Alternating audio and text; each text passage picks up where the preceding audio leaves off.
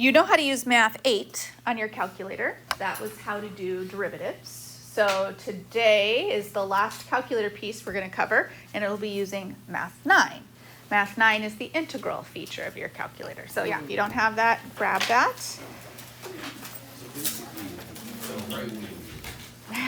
The exact way to do it. And make sure you're in radian mode, por favor.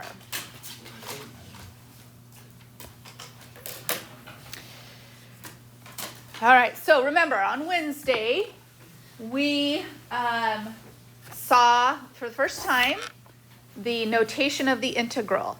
And the notation of the integral giving us the axis that we're relative to, giving the function that we're working with, giving our endpoints that we're working on. And that was developed by Leibniz as a way to encompass a sigma that was approaching infinity. So that integral means the exact area. So what we have done until today is we have done the geometry. Okay? So again, the millennia of math leading up to that got us as good as we could get with geometry. And the geometry is exact if the shapes are exact. So as you saw with some of your homework last night, if the shape is an exact circle on top of an exact rectangle, you can get the exact answer.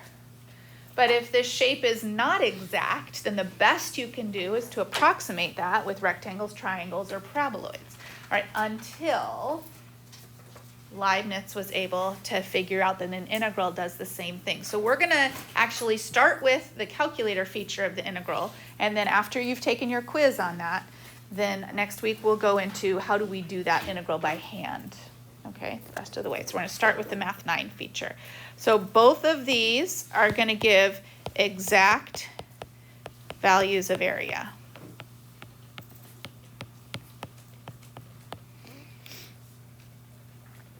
So just expect your quiz. We'll cover both of that.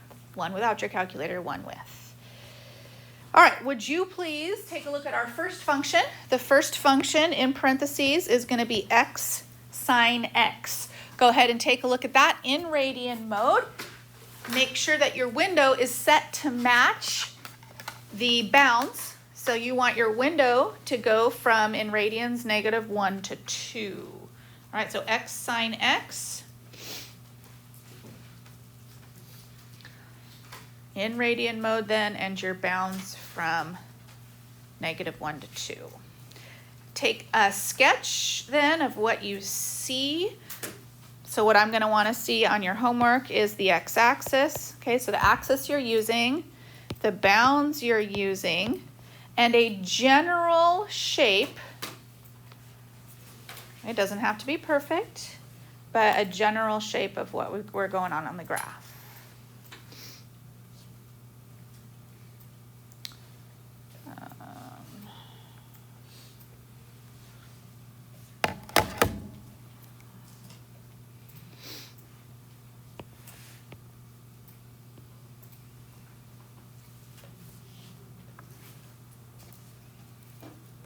All right, so let's go ahead and shade in what the area represented. So the area is going to be above the x-axis.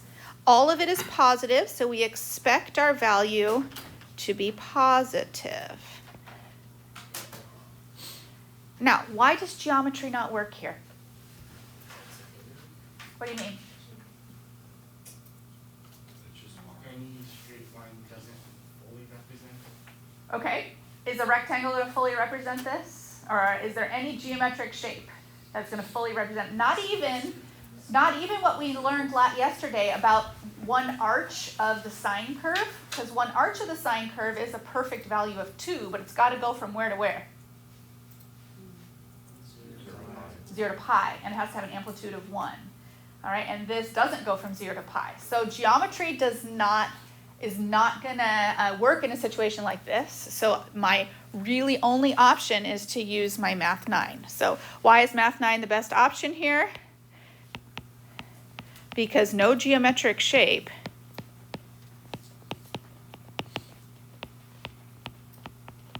will perfectly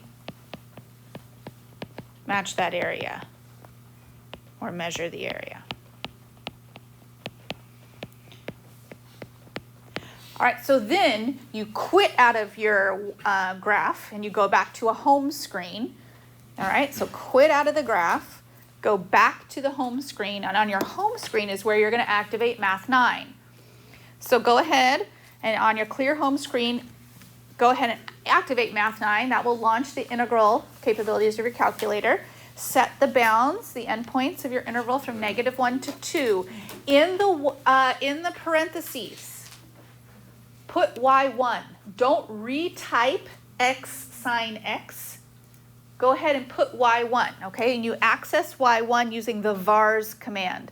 So in your parenthesis, you'll have -1 to 2, and your calculator builds in parentheses for you. In that, don't waste your time typing x sine x.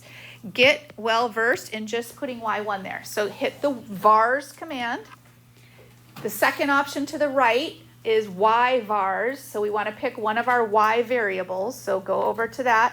We are in function mode. We're not in parametric or polar. That'll be BC for those of you who stick with me for next year. So stick with function is your option. And then pick y1 because that's where you put the equation. So you should have y1 entered there, and then you're going to enter which axis you're working on. So fill in the x for dx. So you should have all of that entered. And then go ahead and press enter, and that will tell you the exact area that's bounded between that curve and the x-axis. Is there any difference in doing this? Oh, no, that'll work too. Yep. Yep.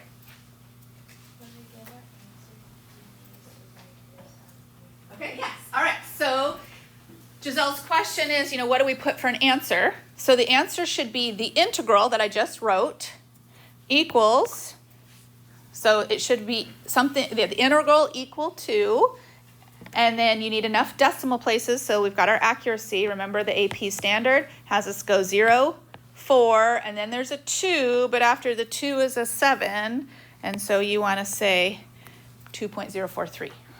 Is anybody not getting that on their Math 9? Beautiful. Okay, great. All right, we talk about net area. Net area is where you keep the positive area positive and keep the negative area negative and combine it.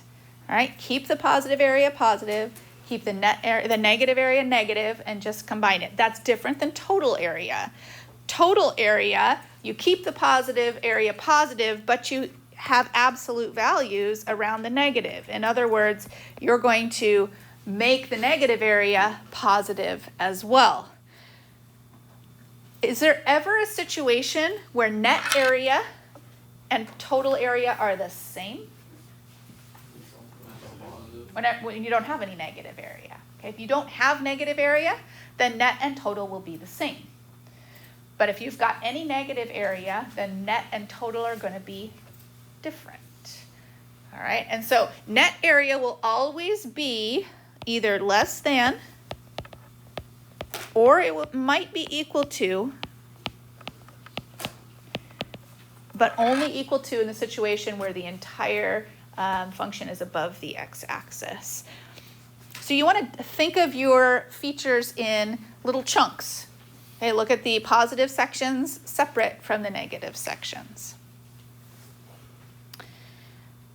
So if you're doing this like by hand, anytime you see something that's called analytically means by hand. All right, by hand you want to partition a graph into its positive section separate from its negative section. So you want to look at that differently. So if you're looking at this graph, it goes from A to B, but you want to introduce a few other little markers. All right, so maybe you want to call this x1, and maybe you want to call that x2. So then by hand, you would separate. You'd say, I want to go from A to x1 of f of x above the dx axis, and I want to separate that from the x1 to x2 and look at that individually. And then I want to separate that from the x2 and then end up at the b. And I expect the first integral to be positive, I expect the second integral to be negative, and I expect the last integral to be positive. And so then depending on whether the problem is asking you for, if it's asking you for net, then you keep the positives and keep the negatives and combine them all.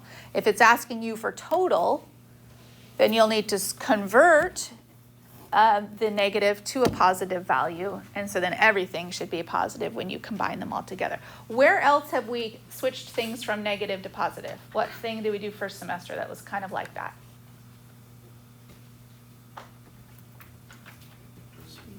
Oh, good job, Caleb. Speed. Okay? Casey, sorry. The speed. Okay, we had velocity could be positive or negative.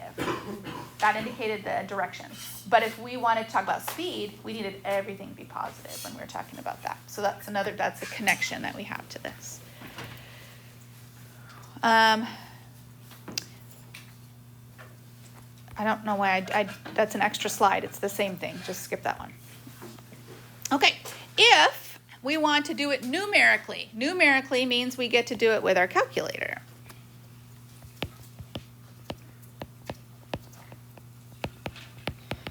Then you're going to insert the absolute value in your integral.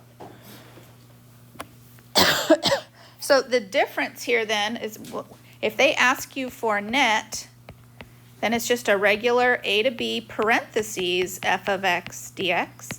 If they ask you for total, it will be integral a to b absolute value f of x dx.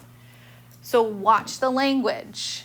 If you want net, you use parentheses. If you want total, you use absolute value. So if you would please change your y1 to the new equation. Okay, the new equation is going to be x times sine of x plus 1. So go ahead and all you got to do is add the plus 1 in the interval from last time. Change the window, and the window should now go 0 to 7. And then take a look at that graph first.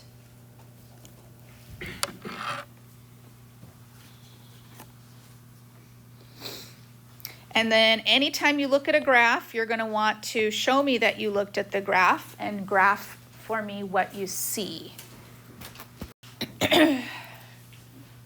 So you're going to have positive and then a negative dip and then a positive piece again, something like that. So we do have positive area.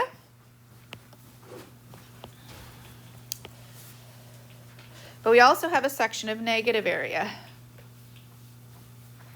Now, if we were doing net, we would set up an integral with parentheses to represent net. But this question's asked you for total. So you'll set up your integral from 0 to 7, and then you'll put absolute value around x sine of x plus 1 dx.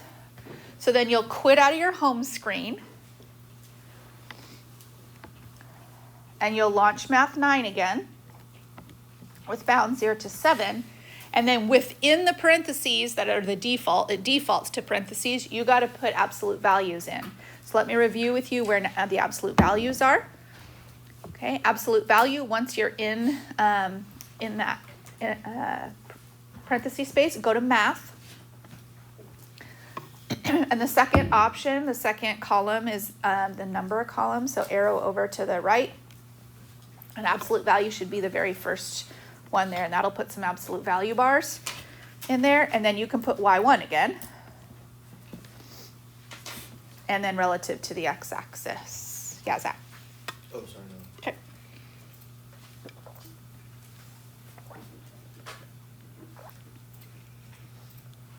This is just like a journal. Happy birthday, by the way. So, what? Happy birthday, by the way. Thank you. Did you have a good day yesterday? Yeah. Okay. 18 now, huh? Yeah. Okay. All right. Yes. But now that we know this, I mean, obviously we're gonna have to do it by hand and stuff like that. Is there ever a reason to do any of the other formulas that we've been learning besides this? When you're asked to do it, Well, as besides right. what we're asked, but like if I'm doing it. if you have a calculator, if it's not a gray problem. Yeah, I'm talking about just in general, like if I'm using this in real life. Oh, right. Yeah, this is how we do it. Mm-hmm. But you know, if you're playing Beast games or something and they put you on a desert island and they take away your graphing calculator and they say that they're going to give you $5 million if you can solve an integral by hand or something, you know. Okay. All right, very good. Okay. All right, Autumn, did you get an answer? I got 16.016. All right, 0159, which will give me 16.016. So all positive. Just by the eye test, if you did a net on this, do you think it's going to be more positive stuff or more negative stuff if you just were to take a guess, just looking at it? It's kind of hard to tell, right? I bet it's pretty close to canceling each other out. What do we get if we did a 1 point something? Okay, so there's a little bit more positive area than negative. Okay, great.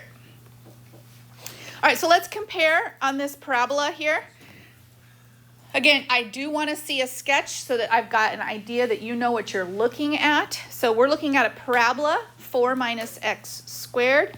And on the axis, the x-axis going 0 to 6. I expect that you know that that's an upside down parabola that started at the number 4.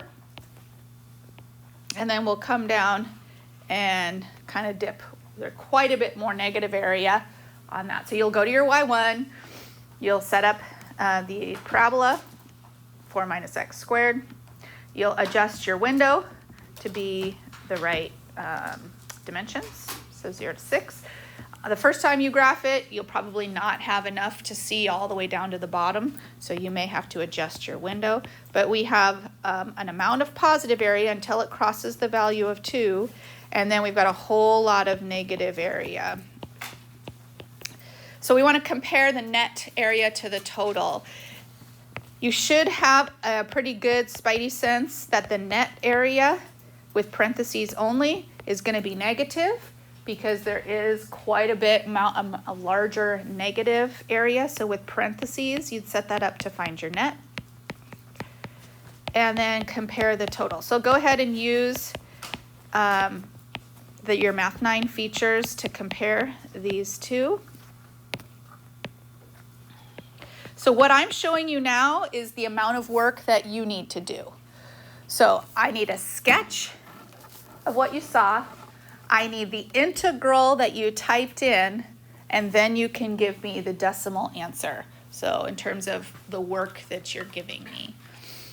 So some of you are getting stuff back from me on your homework, like you're not showing me enough work. Like this is a multiple choice that's gray. There should be, I need work. I can't just see the letter B as your answer. You didn't have a calculator. I need to see what you're doing. So this is for this kind of thing, even though you do have your calculator, you have to write the integral that you put in and draw the sketch section. Yeah.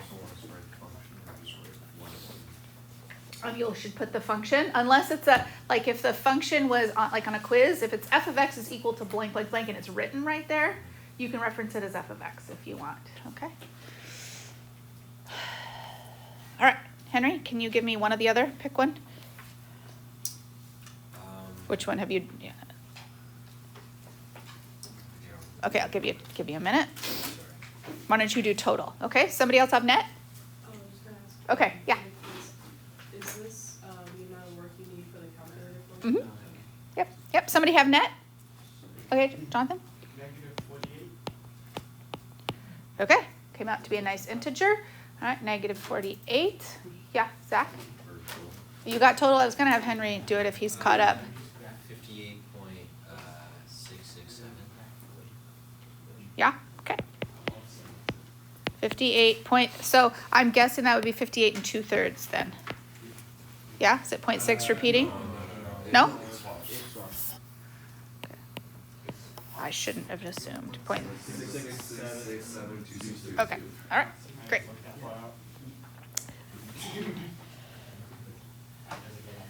All right.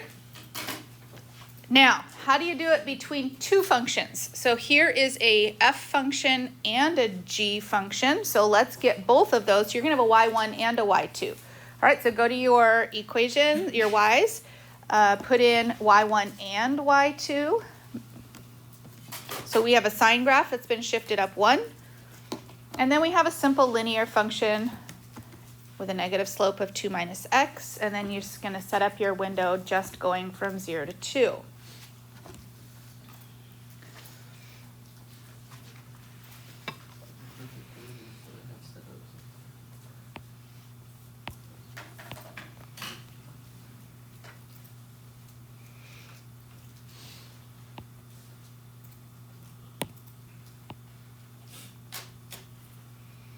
Okay, so make a sketch. Got the linear function coming straight down.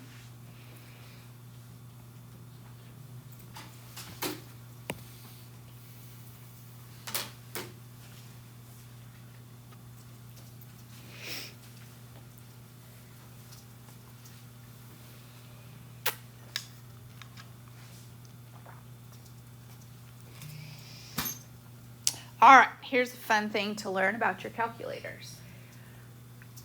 We want to find the total area between, okay? Total area between. So the total area between is going to be not touching the x-axis at all.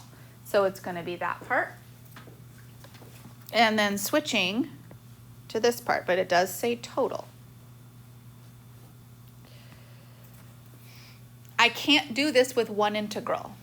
I need to do this with two different integrals. I can't go 0 to 2. What I'm going to need to do is go 0 to something, and I need to know what that is. So what we're going to set up is an integral like this. We're going to go from 0 to a, because a is the intersection spot. Absolute value, because we're finding the total. In the green section, which of the functions is the top function or the higher function? All right, so that has to come first. And then minus the lower function. And so the lower function was minus sine of x minus 1. We're subtracting that we distribute that negative. Absolute value dx. And then plus from a to where? A to 2, absolute value. Now, in that yellow section, the upper function is the sine function, so that one would come first. So sine of x plus 1, and then minus 2 plus x dx. Now we want to find a. How are we going to use our calculator to find a? All right, so I want you to go to second trace. Yeah. How do you know which one's the upper function? So literally which one's more positive? Yeah, the higher one. Yep, the one that has the higher. Nice to see you.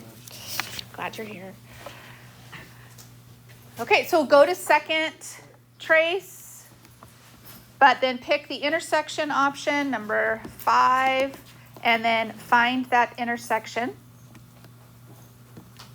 It's going to ask you first curve, second curve, guess, and then it has the intersection. I believe the intersection turns out to be 0.511. Yes. Okay. Now, before you do anything else, we are going to store this value in letter A in our calculator. All right, so everybody has to have completed the intersection commands. Like it has to be, on your calculator that you've got the intersection command on that. Once you're there, okay, quit and go back to your home screen. And then there is a button right above on. It's the button which says, it should say STO, arrow, store. Okay, hit store. Oh, bummer. Nope. Sorry. Clear that out. What's right above your negative key? The words right above your negative key.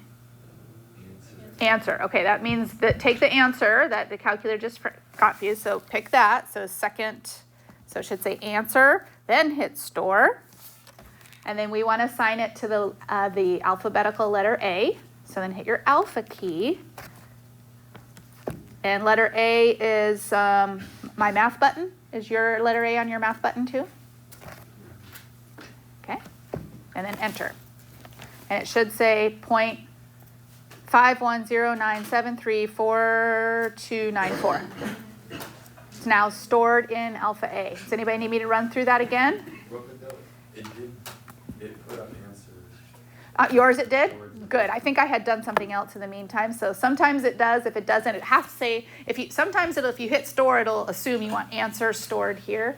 But I had done something else on my calculator. So, okay, now your calculator knows that the letter A is going to be that number. So then you can do your Math 9. And your Math 9 can go from 0 to the letter A.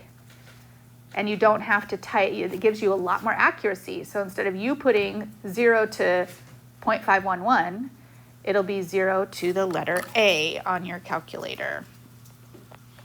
And then we're going to add that from A to the letter B, A to the number 2. So for forever, your calculator will have that number stored in alpha A until the next time you do a different problem and you store a different value in A.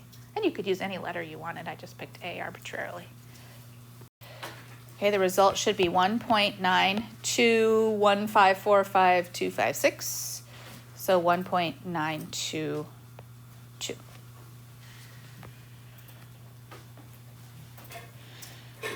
Henry, did you get your question answered? Yes. About why? Does that make sense to you? Why it changed from sine x plus 1 to sine x minus 1? I could do it like this if you want. I could do like that, minus the quantity sine of x plus 1. Mm-hmm. All right.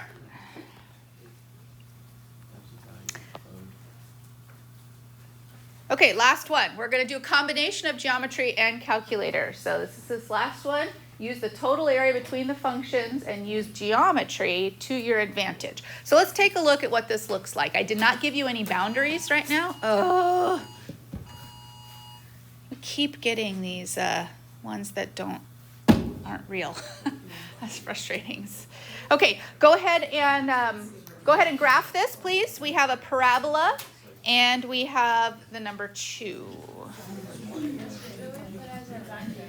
We're gonna have to find our window. So we may need to do a little experimenting, but you know a little bit of things like about this. You know that you could also write that as x times 5x minus 2.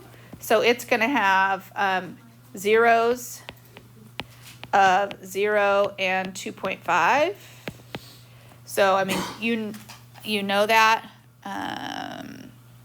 Sorry, zeros and 0.4, 5, or 2 or 5. So your window doesn't need to be super wide because you're 0 and it's, yeah. Should it be 5 minus 2? What did I write? Oh, I did the other way around. Yes, I knew something wasn't right. Thanks. Let me fix that. 5. Do my factoring right. Is there a range for interval? Experiment till it looks good. I mean, you need to see the top of the graph. No, that's what I'm saying. Oh, we're gonna find Question. the not a range. Is there an interval? Interval, That's what we're finding. If we want to find it between the functions. All right. So we've got our x-axis. We have 0 and we have 2.5, which is where the function as the parabola, but those are not going to be our boundaries. Okay, those are not going to be our boundaries. Our boundaries are going to be where the number 2 comes across like that, and it's going to be where these intersections are happening. So it's not going to be 0 and 2.5. It's going to be those intersection values. So go ahead and find your intersection values. You probably want to call one of them A and maybe the other one B.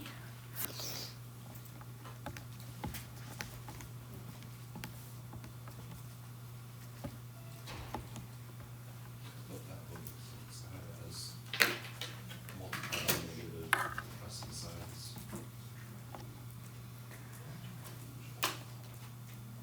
So find your intersection. The first intersection is 0.5. That's what I get. So it is a nice, rational number. and then find the b value on the other side. If they are nice rational numbers, you don't have to store them in your calculator. It's the irrational ones that you for sure want to store in your calculator. But you can always store. I think b turns out to be 2.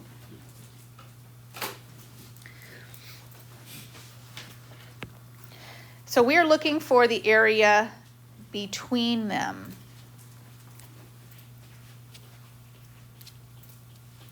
The geometry that we're talking about is that right underneath there is a square. It's a 2 by 2 square, so an area of 4 under there. But that area of 4 is not included in what we're talking about. We are only talking about the stuff that's between the functions. So if this thing has an area of 4, you got to make sure that your value isn't more than that, because then you know you're including it, and it shouldn't be that. Yeah. How was the length of that x for the square to? 1.5? Because we've come 0.5 both directions. Yes, should be 1.5. Thank you. We've come I was thinking we came 0.25 from each side. So let me fix that. App never lets me. All right, so it's actually 3. Okay, so let's set up our integral. What I would want to see then is your integral going from 0.5 to 2.